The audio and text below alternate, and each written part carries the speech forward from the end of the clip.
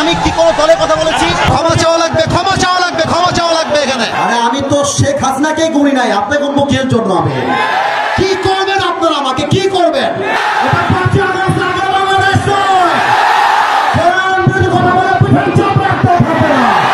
আজ থেকে কেউ যদি বাধা দেয়, তোমরা আমার বাংলার যুবক ভাইরা ওদের বাপের নাম ভুলা দেবে। আমি কিন্তু রোগ ধরছি। ওকে ওয়াজ করতেছি, ওয়াজ করতেছি, আপনি ওয়াজ করতেছেন, ঠিক আছে, ওয়াজ করতেছি, সংসদ অধিবেশন আপনি ওয়াজ করতে বলেন, ওয়াজ করতেছি তো, ওয়াজ করতেছেন, ঠিক আছে, ওয়াজটা কি করছেন আপনারা? দেখুন রেকর্ডিং, এই দেখেন দেখেন দেখেন দেখেন দেখেন, ওনার নাম কি? আমার নাম যাই হোক, হ্যাঁ আমার নাম আপনি কাউসার আহমদ। আচ্ছা, মাহফিল হবে না মানে কে বলছে এই কথা?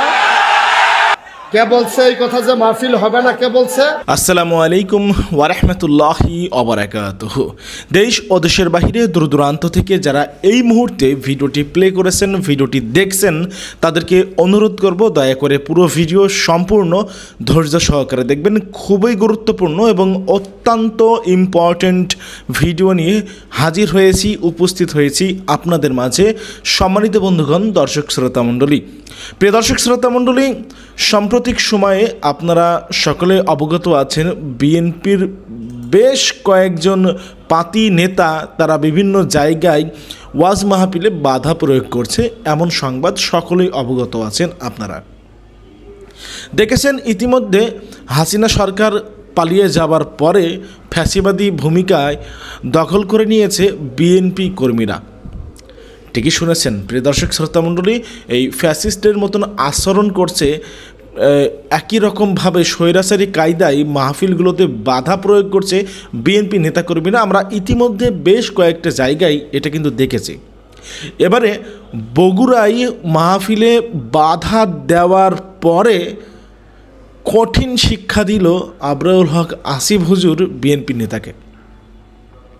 যখন বিএনপি নেতা আসিফ হুজুরকে বাধা দেয়, বক্তব্য দিতে নিষেধ করে, যখন বগুড়ার মাহফিলে আবরারুল হক আসিফ হুজুরকে যখন কথা বলতে দেওয়া হয় না, তখন সেই জায়গায় সেই স্পটে তাৎক্ষণিক প্রতিবাদ শুরু করে বিএনপি নেতার বিরুদ্ধে, রুখে দাঁড়ায় আবরারুল হক আসিফ। তার সাহসী ভূমিকার জন্য প্রশংসায় ভাসছে সারা দেশের মানুষের কাছে আসিফ হুজুর।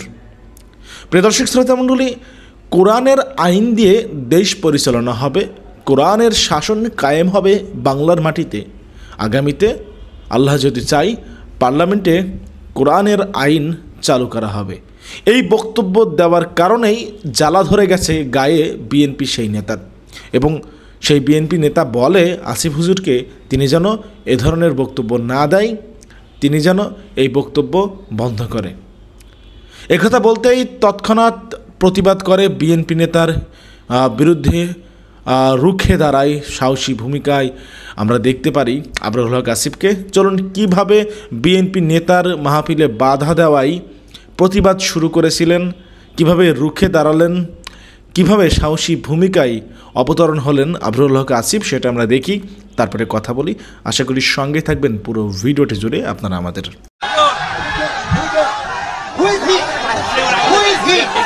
আমি কি কোনো দলের কথা বলেছি? ক্ষমা চাওয়া লাগবে, ক্ষমা চাওয়া লাগবে, ক্ষমা চাওয়া লাগবে এখানে। আমি সামলাইতে পারবো না।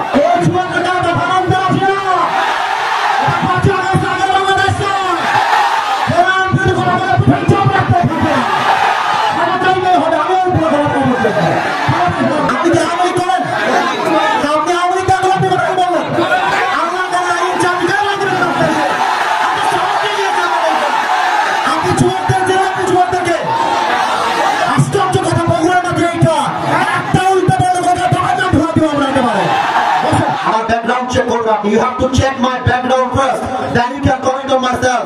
বগুড়ার মাটি এইটা, বগুড়ার মাটিতে কেউ ইসলাম বিরোধী কথা বলবে, এটা বগুড়া সরকার সহ্য করতে পারবে না।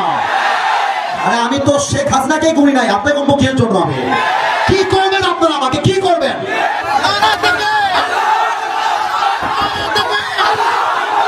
আজ থেকে কেউ যদি বাধা দেয়, তোমরা আমার বাংলার যুবক ভাইরা ওদের বাপের নাম ভুলা দেবে। যেখানে যেই নেতা বাধা দেবে, জুতা ঢুকাই দেওয়া হবে। আমি কি কোনো দলের নাম বলেছিলাম? কাল গালি দিয়েছিলাম? আমার ভূমিকার কথা শুরু হয়েছিল 3.5 হাত মাটির খবর দিয়ে। যুবক ভালো বলো, আমি এতগুলো আয়াত বললাম। আমরা কোনো মারামারি চাই না। আল্লাহর কোরআন দিয়ে আইন চলবে, এটা কোনো রাজনৈতিক কথা হইতে পারে? এটা মুসলমানদের কই যেতে হবে? আগামী সংসদ চলবে কোরআন দিয়ে। আমার মাহফিল বড় কথা নয়, যদি কোনো মাহফিলে কেউ তাহলে তোমরা ধরে দেবে ইনশাআল্লাহ।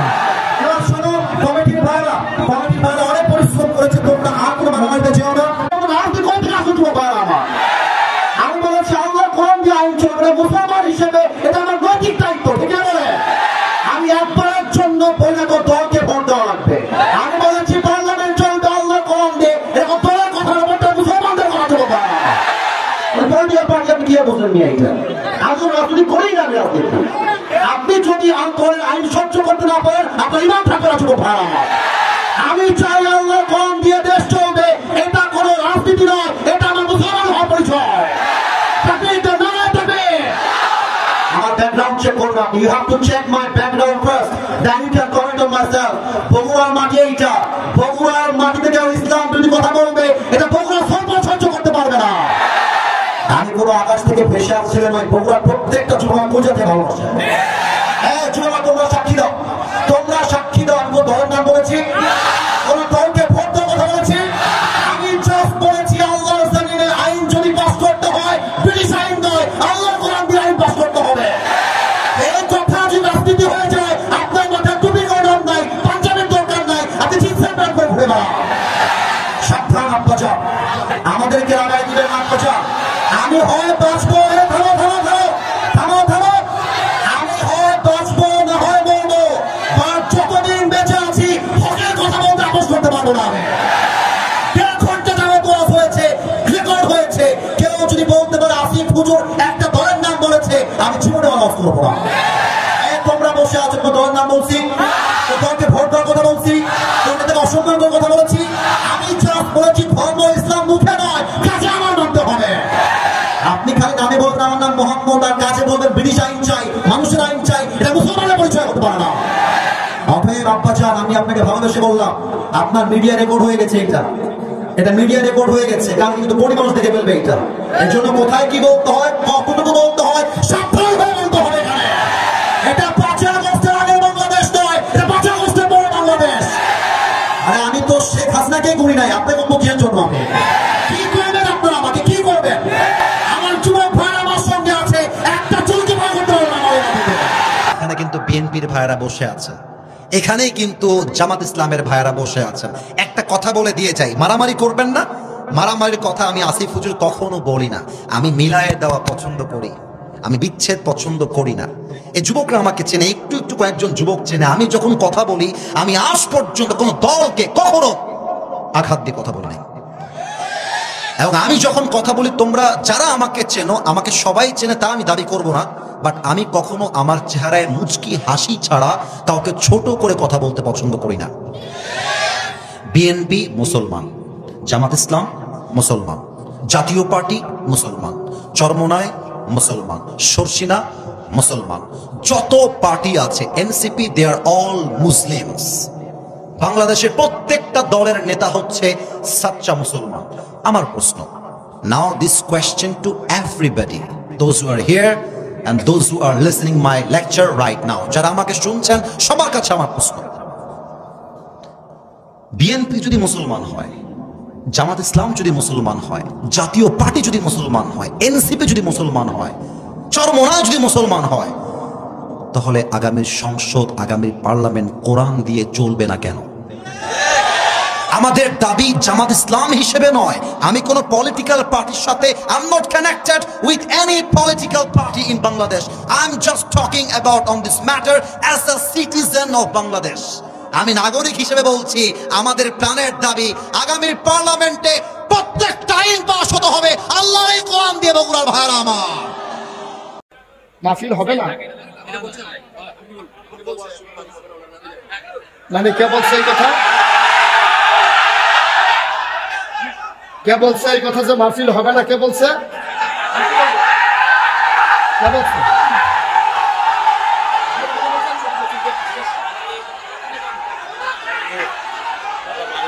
এই কথা কে বলছে? বসেন বসেন বসেন, আমি দেখতেছি, সবাই বসেন।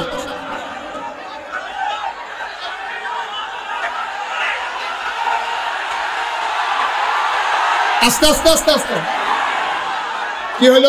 আমি বলতেছি বসার জন্য, একটা লোক দাঁড়িয়ে থাকবেন না। সাহস বেড়ে গেছে না? সবাই বসেন। কে বলছে জসিম ওই লোকটাকে নিয়ে আসেন? কে বলছে যে মাহফিল হবে না, এই লোকটাকে আনেন? আপনি জানেন কে বলছে? একটু খবর নেন। কে বলছে মাহফিল হবে না, তারা নিয়ে আসেন মঞ্চে। আজকে আমি দেখতেছি।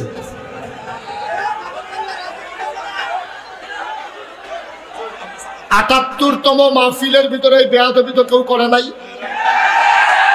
কে বলছে যে মাহফিলটা হবে না, ওকে নিয়ে আসেন স্টেজে। সরেন না, কি হয়েছে? আমি আলোচনা করতেছি তো ভাই, কি হয়েছে? আপনি কথা বলতেছেন কেন? এসে আমার সাথে আলোচনা করার সঙ্গে আপনার আমার চেয়ে থেকে আপনার বেশি মায়া ওনার জন্য? এটা কি কোনো আদবের ভিতরে পড়বে আপনার মনে হয়? যে একজন বক্তাকে থামাইয়া আমি ওনাকে দিলে ওনার কি ইজ্জত বাড়বে না কমবে? ওনার ইজ্জত কি বাড়বে না কমবে? আমরা তো ময়দানে চলি, তো আমরা বুঝি, তো মানুষের সেন্টিমেন্ট বুঝি। উনি যদি পাইতো 10,000 ভোট, আপনি কমাই দিচ্ছেন 5,000 ভোট, বাড়াইছেন না, কমাই দিচ্ছেন। আমি তো বুঝি তো। উনি বসো, কাজ কি? ওয়াজ শুনবে, ওয়াজ শুনলে সময় পাইনি।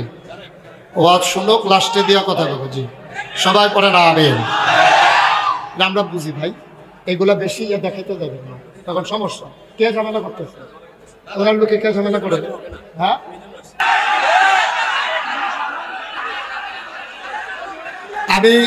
আমি তো ওনাকে দিতে নাও করি নাই।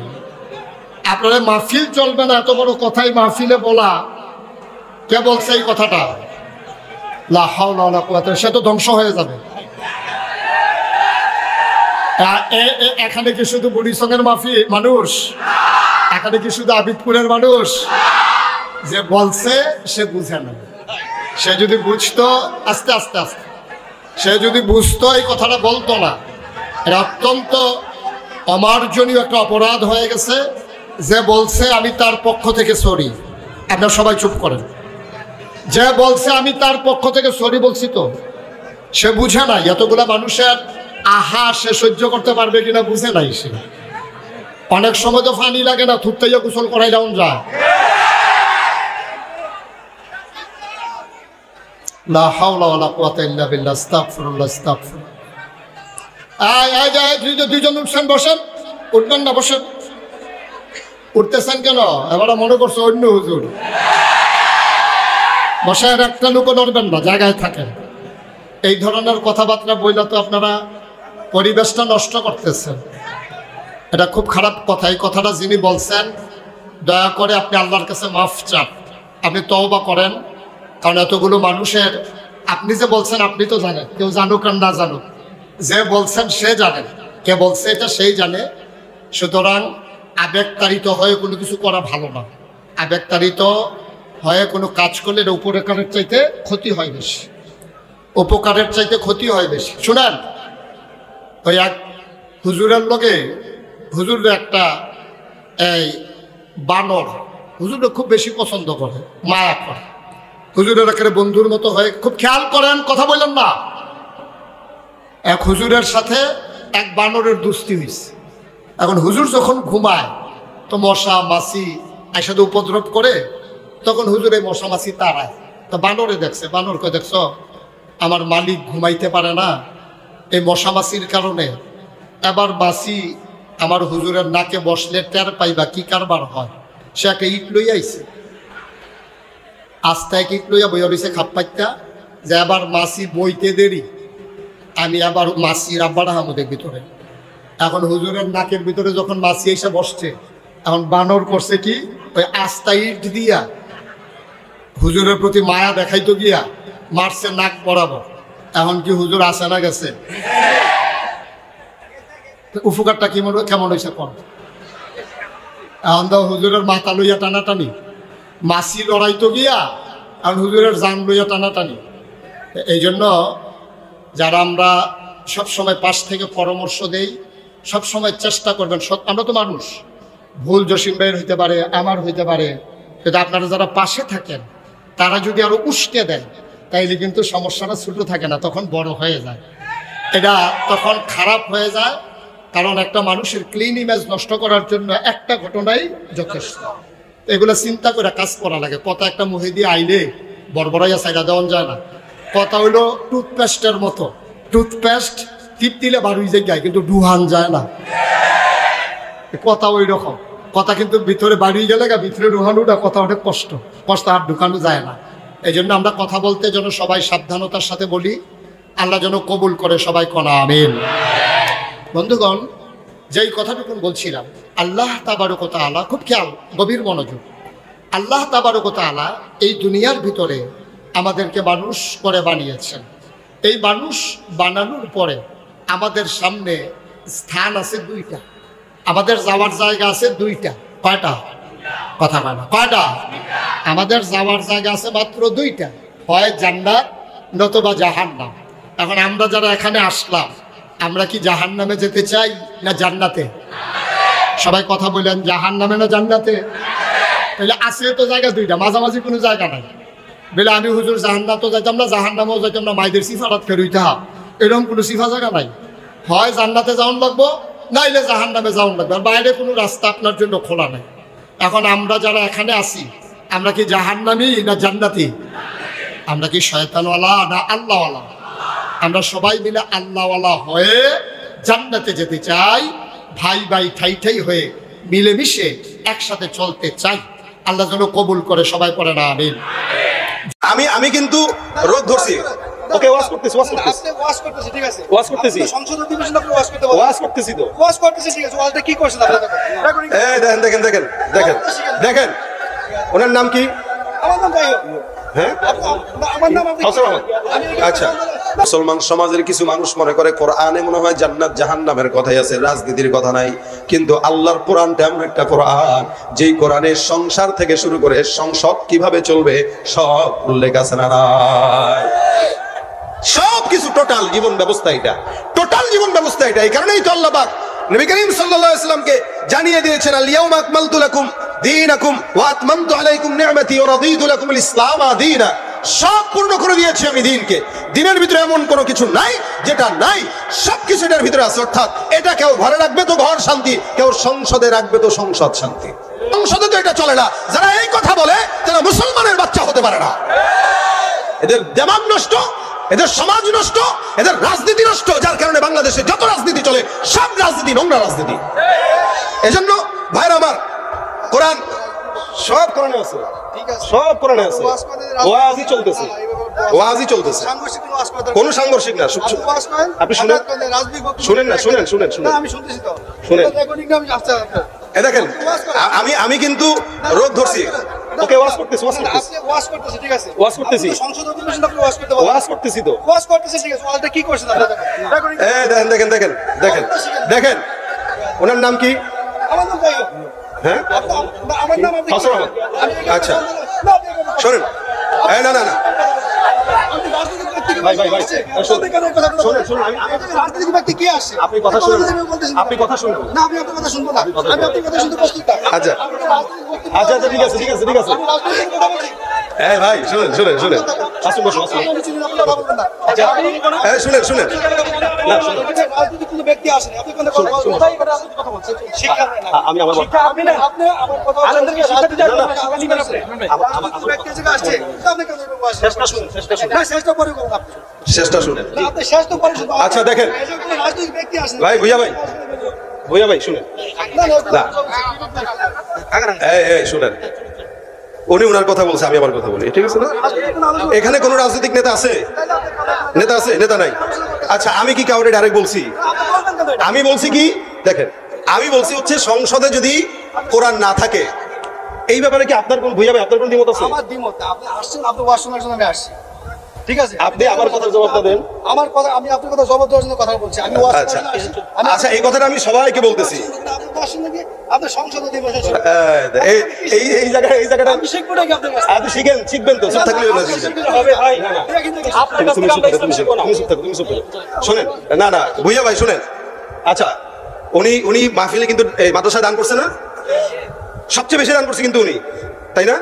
আচ্ছা, টুপিও লাগাইছে আলহামদুলিল্লাহ, পাঞ্জাবিও পড়ছে আলহামদুলিল্লাহ, তার মানে ইমান তো আছে নাকি? নামাজও পড়ে অবশ্যই, এলাকার একজন গণ্যমান্য ব্যক্তি, ঠিক না? আচ্ছা, উনি রাজনীতি করে না, আমিও বুঝলাম উনি রাজনীতি করে না। এখন যেই ভুল ধারণাটা ওনার যেটা আছে ওটা ভাঙানো দরকার। সেটা কি? না, আপনি শুনতে হবে। আরে ওকে, ঠিক আছে, যান। আচ্ছা, চুপ থাকেন।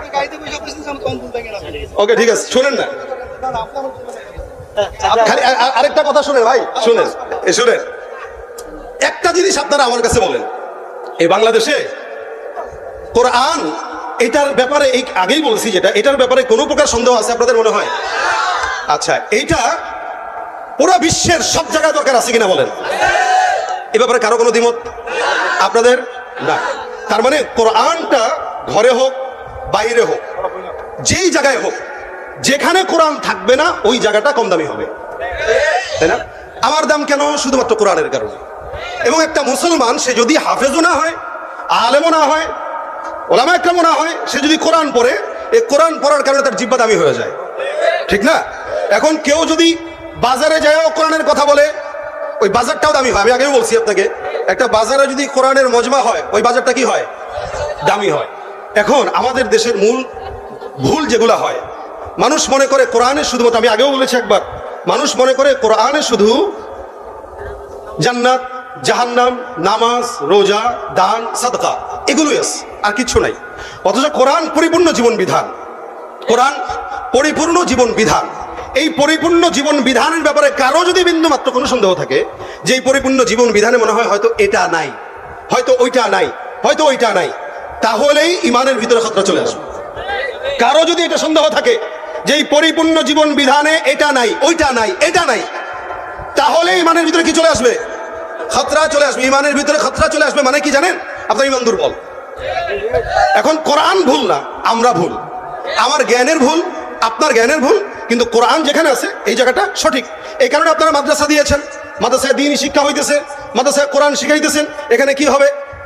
বান্দা কি করবে না করবে, ফাতিহা থেকে নিয়ে নাস পর্যন্ত। আমি আগেই বলেছি, হেডলাইট যেটা জ্বালানো থাকে এটা নিভায় থাকবে, তা আমি অন্ধ হয়ে যাব। অন্ধ যখন হব আমি বুঝবো না কোন পথে যাচ্ছি, বুঝবো না কোনটা সঠিক, বুঝবো না কোনটা বেঠিক। আর যখন হেডলাইটটা জ্বালানো থাকবে তখন আমি বুঝবো এটা সহি, ওইটা খারাপ, এটা ভুল, এটা এই। তাহলে কোরআনটা আমার জন্য কি হেদায়েত কিনা বলেন তো? বাস এই জায়গাটা খালি হন। এখন ভাই বলেছে ওয়াজ করতে, আমি ওয়াজই করতেছি, খালি আপনারা আমলের নিয়তে শুনেন। আমি উনাকে আগে আপনাদের কাছে বলেছি, উনি মাদ্রাসায় সবচেয়ে বেশি দান করেছেন, সবচেয়ে বেশি উনি দান করছেন। তারপরে মহব্বত আপনাদের চেয়ে উনার বেশি আছে, একটু বেশি আছে। আপনারা হয়তো আপনাদের সামর্থ্য আছে 10 টাকা দান করছেন, ওনার সামর্থ্য আছে উনি 1 লাখ টাকার বেশি দান করছে।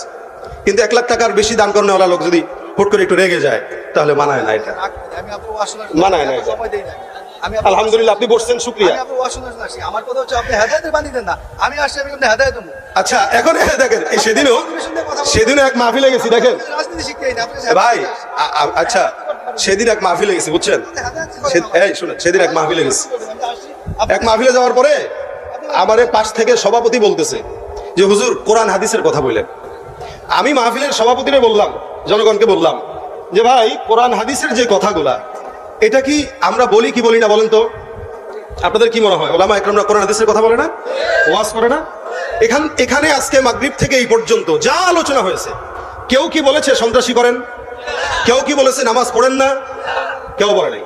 তার মানে প্রত্যেকটা ওলামা একরাম নামাজের কথা বলে, জিকিরের কথা বলে, কোরআনের কথা বলে, সুদের বিরুদ্ধে বলে, ঘুষের বিরুদ্ধে বলে, এই কথাগুলোই বলি আমরা। এরপরেও যদি কেউ বলে হেদায়েতের বাণী বলেন, কোরআনের কথা বলেন, এর চেয়ে আর কি বলার আছে?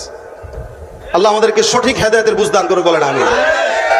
এটা প্রত্যেকটা মাহফিলে আপনারা খেয়াল রাখবেন, আল্লাহ যেন আমাদের বিরুদ্ধে যেটাই যাক, অথবা আমার বিরুদ্ধেও যদি, আমাকেও যদি কখনো দেখেন, আমি হযরত ওমর ফারুকের কথা আমি নকল করে আপনাদেরকে বলছি। হযরত ওমর বলেছেন যে আমার কোনো কথা বা আমি ওমর যদি ইসলাম থেকে এক বিন্দু সরে যাই তাহলে তোমরা আমি ওমরের বিরুদ্ধে চলে যাবা। আমিও বলছি বাংলাদেশের কোন ওলামা একরাম যদি হেদায়েতের থেকে ছুটে যায় আপনারা তাদের বিরুদ্ধে চলে যাবেন। আমার পীর যদি আমার হেদায়েত থেকে সরে যায়, আমার পীর যদি ইসলাম থেকে সরে যায়, আমি আমার পীরের বিরুদ্ধে লেগে যাবো, এটা আমার দায়িত্ব। আমি সাইদ আহমদ যদি আজকে কোরআনের বিরুদ্ধে কোনো কথা বলি আপনারা আমার বিরুদ্ধে লেগে যাবেন, এটা আপনাদের দায়িত্ব। সুতরাং এই জায়গাটায় কারো সঙ্গে কোনো তেলাতেলি চলবে। সম্মানিত বন্ধুগণ, দর্শক শ্রোতা মণ্ডলী দেখতে পারলেন, ব্যক্তিগত মতামত অবশ্যই কমেন্ট করে জানাবেন বিস্তারিত আপনারা কি বলতে চান, আপনাদের মতামত ওপিনিয়নটা কি থাকবে, কি বলবেন আপনারা।